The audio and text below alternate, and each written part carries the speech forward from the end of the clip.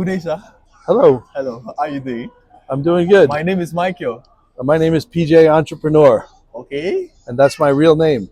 PJ Entrepreneur. Yeah. As for me, I am a sourcing agent, like you were asking just now. My name of my brand is mojglobalsourcingagency Agent. But I would like to know what does PJ Entrepreneur does. Tell me about it. Well, I've been involved in more than 150 different businesses in my career since I started when I'm 9 years old. So I have 58 years of business experience, and I've been doing business all over Sorry, the world. excuse, did you say 150 businesses? Different ones, yeah. I've been Wow. involved. Not everyone's a success. I know, I know. I've had four You've big been into it. successes. The rest are either mediocre or failures. But yeah, I have a lot of experience. I started out in the U.S. when I'm 9 years old. I come from a very poor family, picking up stones and pebbles on the beach Oh, and putting nail polish on them and making jewelry out of it. are you serious? Yeah, and then from there, I learned how to professionally polish the stones and make jewelry, and then I got into woodworking and many businesses along the way. It like morphs one into the next, and times change.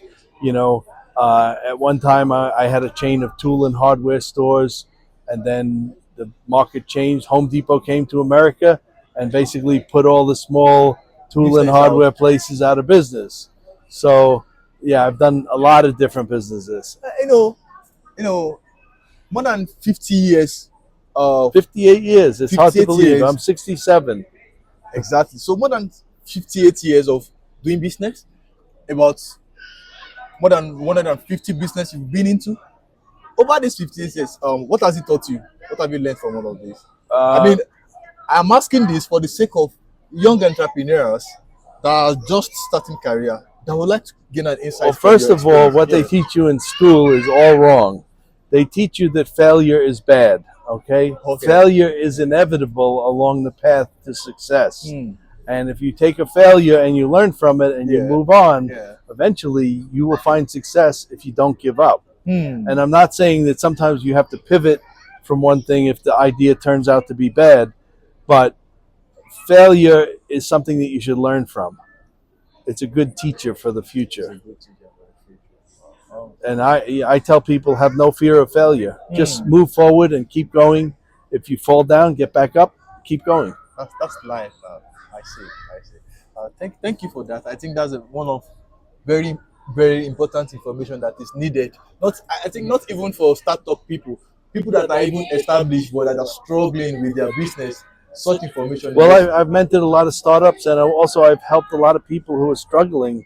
One of the things that people don't realize is the data that they have in their business. Sometimes they don't maximize. Like they don't have a customer database to who they can contact, by email, by text message, and maybe a small retailer or something like that. They don't even really know who their customers are, yeah. and if they can communicate with them, they can do more business. I see. I see. Thank you for that.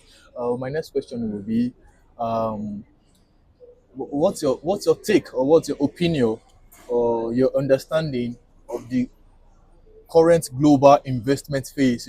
Investment in different parts of the world, or let me put it in short, the global economy. What's your take on that? At the Well, current global economy. right now, I think Africa is like the last frontier Hmm. to be able to make a lot of money. Also, there's places in Africa that are not properly connected to the world, and they can skip everything in between, like skip the copper wire. Yeah. You know, one thing that's changing everything is Starlink. Yeah. You can now have fast internet anywhere that Yeah. you can have a solar panel and a battery. Yeah.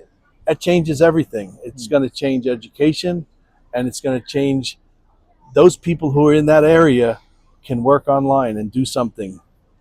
And eventually I think the price of them working is a lot cheaper than somewhere else, but eventually it's going to balance out if everybody has a connection I see. on the internet.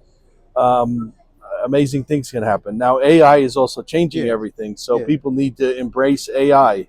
Even people who are in the middle of nowhere need to embrace AI, and how they can educate them better, and how they can come up with some crazy idea that they can earn some money from. Wow. that means there is a global transition in process. and it's happening so fast. Now, so do you think this transition is collective? Do you think it is inclusive? Like, everybody around the world is carried along? Do you think so? You know, I don't really know enough about Africa, but I think Africa's left behind in a lot of places. But the opportunity there, if you can connect those people who are left behind Yeah. with the rest of the world, and even like for tourism. So you have to think about like what's going to happen when AI takes everybody's jobs. Yes. Well, hopefully people still have a way to earn money or make money or have money. Okay, but I think tourism and experiential travel is going to be something that is going to be huge, and I think Africa has a lot to offer when it comes to that. So you need to think about Yeah, that. yeah. So because talking of that, and talking of inclusiveness and connectivity, I would like to talk about investment in Africa. I would like you to, especially if you, as a person, as an entrepreneur, will be interested in investing in Africa. Furthermore, if you would like to recommend to fellow entrepreneurs like you and give them reasons why Africa is a good potential for investment, I would like to know that. Well, I'm working on a project connecting recreational land to the blockchain. Okay. And right now, I'm going to be launching it in the Philippines. I have a lot of land that we're going to connect to the blockchain. Okay. I also have our first property in the U.S.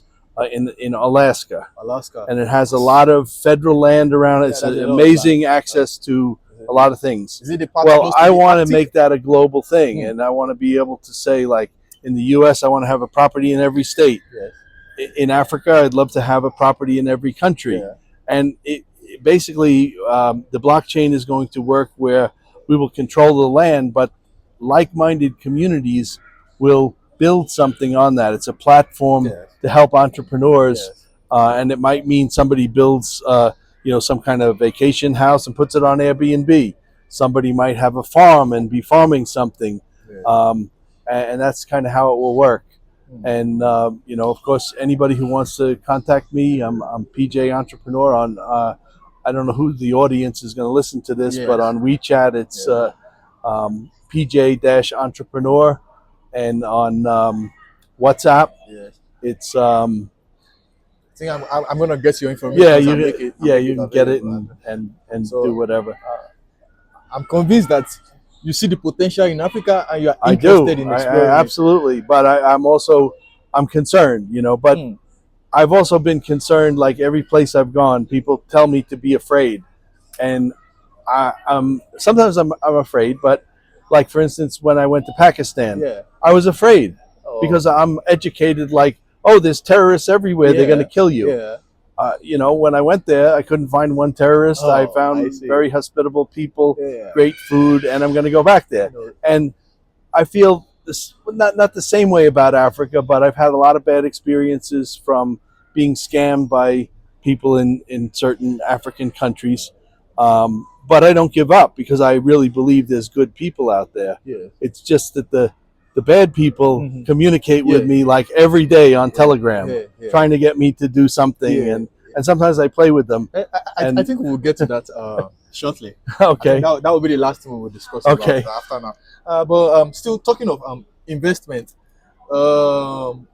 you mentioned recreational investment. So Yeah, recreational land. So Yeah. basically, raw land that might be near a river, yeah. at a mountaintop, some place where some people would like to travel to, maybe to be a digital nomad, because every place is going to have Starlink Yeah. or fiber internet, and people can go there and camp, or eventually people can select a piece of land that they would turn the tokens into their exclusive use for that land, and then they can create a business on there, whether it be a place to stay, like a resort, many things that can be Is done. that plan somehow connected to tourism? Yeah, it could be. I Right think- now, I'm going to provide the platform, Okay. the land. Nobody has to worry about the land. There'll Okay. be at least a 50-year lease. Okay. The idea is not to have a lease, but the governments haven't caught up with the blockchain yet. Yeah. So we have to give them time Yes, yes. to be able to Yeah, eventually yeah, yeah. get the title to that particular property on the See. blockchain. Okay. And it may take more than 50 years, but the idea, we can't promise that. We can promise 50 years. Yeah. And I don't know if that's in every country, but so far that's what we're shooting for. Mm. In my opinion, I would say for anybody, that's the right direction in Africa, especially in some parts of Africa, because tourism in Africa, I notice over the time, is gaining traction. It's on the rise. Tourism. Yeah, I think there's a lot of things to look at there. Mm. And the other thing is, I want to give back to the local people. Mm. So there's a lot of people that have time, but they don't have money. Yeah. So once we have the platform to build this on, let's say we have some people that know how to do construction. Yes. Well, we have other people that have tokens that need the construction. Yes. So they hire the local people. Yeah. But the local people can get paid partially in tokens. Yeah. And as the thing becomes more successful, Yeah. the tokens will go up. Yeah. Now, most blockchain projects, there's nothing to back it up. Okay, everything we have is backed up by land. Yes. And when we launch this, it's going to have an incredible price: $10 per square meter. You can't even buy land for that. But I've invested my own money and started this project, and I want the people who are involved to make a lot of money from it. So as it goes up, then the market will tell the price. But the people who get in the beginning are likely to be able to make a lot of money. Oh, I see. So lastly, we will discuss about, you were mentioning it just now, your experience with, you said you were concerned about going into, but you started your statement by how resilient you've been over the time from your experiences in business, and how failure is also one of the best teachers.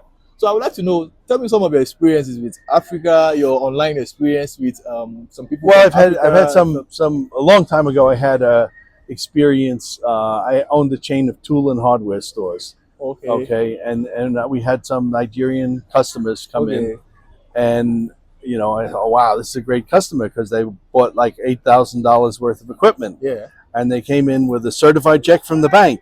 Wow. Okay, everything looked real. Yeah. And they got all the equipment, but they came in like right before 5 o'clock when the banks closed, so we couldn't, verify. But hey, it was certified, and it's as good. But it turned out to be fake. Oh my God. That was a big loss for me at that time. Oh my God. And I'll never forget that. But I've also had some things online where you send some money to somebody, especially in the area of data. Yeah. Recently I sent somebody like $500 worth of Bitcoin, which is probably now worth, I don't know, $3,000-4,000. Okay. For some data, and the guy never sent it. From which country? Nigeria. Nigeria. The bank check issue. That was, how many years ago was that? Oh, that was like, I don't know, 1985 or something like that. Long time ago. Are you serious? Yeah. It was in New York. That's on Long about 30 Island. years ago. Yeah. Oh. I haven't forgotten it. It was a painful day. I felt so stupid. Oh my God. I was so excited. We have this big, customer that's a contractor, and they kept saying, "Oh, we're going to do a lot of business. We have all these crews, and we're going to come back." And anyway, I'm sorry you went through that. It happens, but I really believe there's good people, and I want to connect with those good people. And that's why I took my time to find a better time for the both of us to discuss about this thing, so that good people out there, especially from those places you've mentioned, can see these things and can see a need to make progressive changes. Yeah. And to correct those. Well, I think the local government and the local people need to put pressure on those bad people, because it gives the whole country a bad name. Yeah. But I believe there's big opportunities there. Yeah. The thing is, I also noticed that all around the world, people are actually struggling with different things, and I noticed that people see one or two things to say about other people's system, other people's society, because it is easy for someone from those parts of the world to say, "Oh, we also experience some kind of bad things from, say, America." Right, Europe. But it's not everybody. Believe me, there's a lot of bad things in America too. But I don't say everybody's bad. Yeah. But there's a lot of bad people there. Yeah. It's also why I left. So it's a bad government. Okay. That's a new topic. it's a Oh my new god. it's a new thing, and I don't want to really get into that. But Okay. I don't like wars around the world for 50 years. That is bad. So, how long have you been in China? Well, I stayed about 10 years in Shenzhen and Hong Kong Okay. and traveled at the same time. Okay. But when there was the violence and vandalism in Hong Kong, Yeah. I decided to go back to the Philippines because I had a company there Okay. that was really successful Okay. and made me enough money to retire and travel for 10 years, Oh, I see. spending money without stopping. I see. And I thought I had enough for the rest of my life, Okay. but I lived too long. So anyway, I went back there with the idea to give back, and that's when I came up with this idea about connecting recreational land to cryptocurrency. Because when I found out about NFTs, you know what an NFT is? Yeah. Okay, it's a picture. I People know. were paying $20,000 for a picture I that know I can NFT. screenshot. Yeah. I said, these people are crazy. I'm like, I want to connect it to something real in the world Okay. that's not going to go away. Okay. So my project is never going to go to zero because land is always worth something. Maybe if there was a nuclear bomb, maybe it'll go to zero. But I think the likelihood of success with that is better than something that's backed by nothing. I see. So I'm sure in an estimate about 15 or 18 or 20 years you've been in China. Well, the first time I came here was 2000. Yeah. I went to Shenzhen. I hated it. Okay. Okay.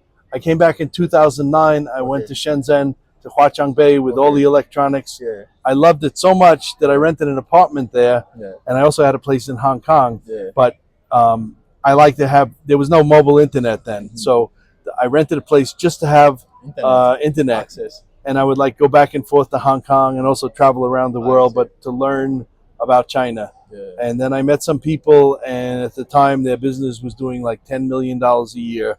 It was a boyfriend, girlfriend selling on eBay, but they got some trademark problems.